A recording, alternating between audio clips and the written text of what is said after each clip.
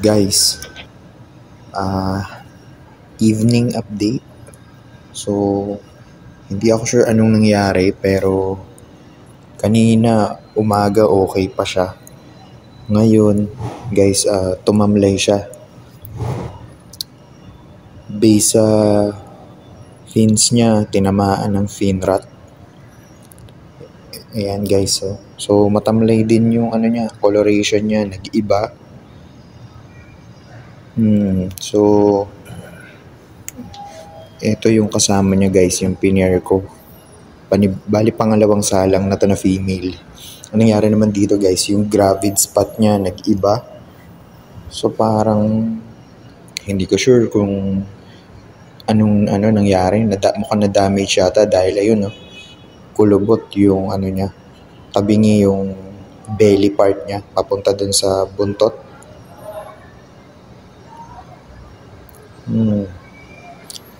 Hindi ko sure kung ano nangyari pero I think sa fishnet, sa water, or baka na-stress talaga. Hindi ko lang sure, no? Pero iniisip ko pa din kung anong naging cause nito.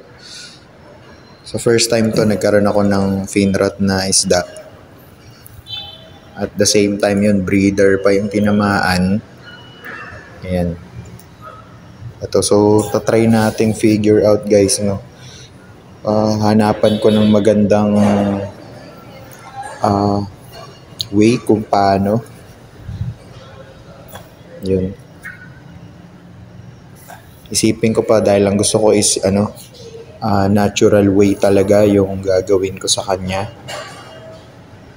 Hanggat maaari natural lang yung gusto ko ma-apply na method. Pero yun, isipin ko pa.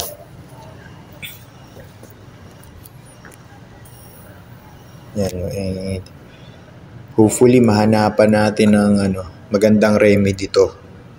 Dahil yun nga, first time tong nangyari.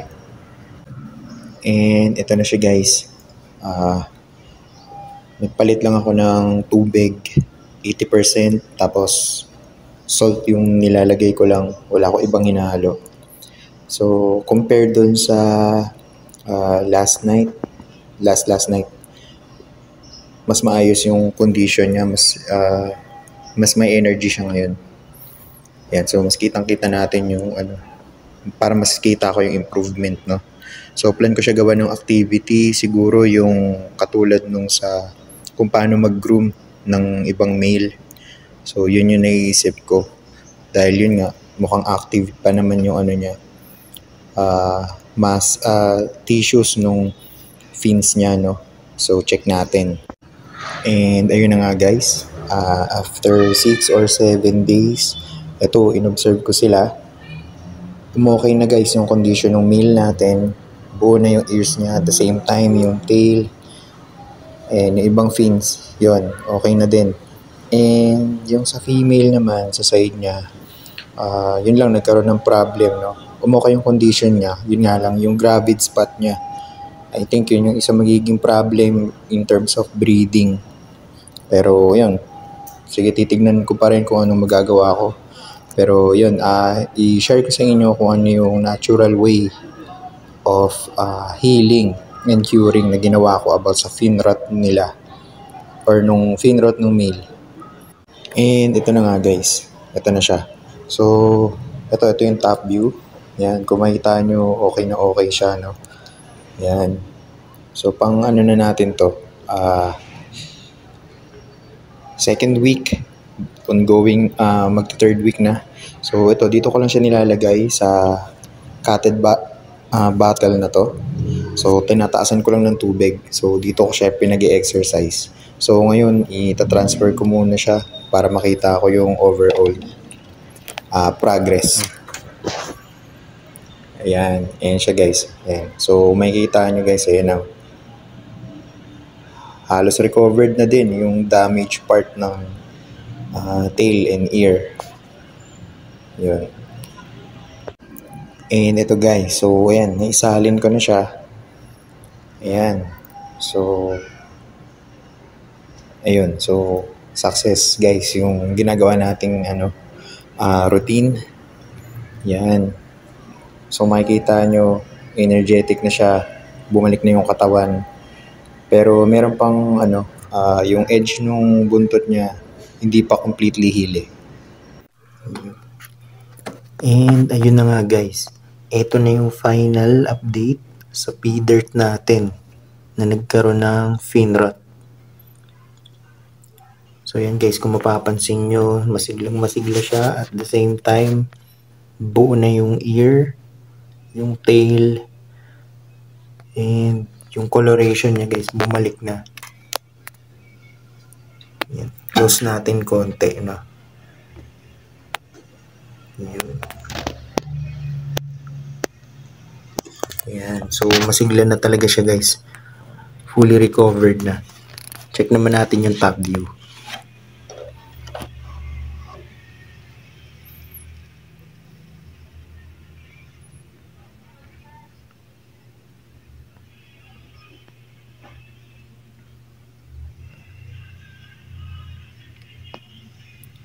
Yun. Yun guys, no? So, paano nga ba nangyari yun? So, ang remedy na ginawa ko dito is every 2 days nililipat ko siya dito. Tapos, itong height na to, yan. Saktong isang baso lang tong tubig or isa't kalahati. Yan, tinansya ko lang. Tapos nilalagyan ko ng asin. Nung nagka-finrot siya, nilalagyan ko ng asin tapos pinapalangoy ko lang siya dito. So, yung purpose ko kasi guys, sinisikap ko na mapilit siyang gumalaw ng gumalaw para yung muscle at skin tissue niya or yung tissues nung part na napunit sa buntot niya and na damage dun sa ear is bumalik based sa kagustuhan niyang kumilos. So the moment na nag-i-spread yung buntot niya habang lumalangoy, at the same time yung ear niya binubuka niya, the movement from top to bottom and bottom to top. So napapagpag yung bacteria na nakakapit, no? So habang nagkakaroon, bumabalik unti-unti yung gana niyang kumain, unti-unti din siyang nakaka-recover dun sa natamo niyang damage, no? Kasi possible yun dun sa sa dumi nung tank or nung tub na pinaglalagyan niya. So baka may na-miss out lang ako na important na bagay na hindi agad nagawa. So kaya umabot sa ganun.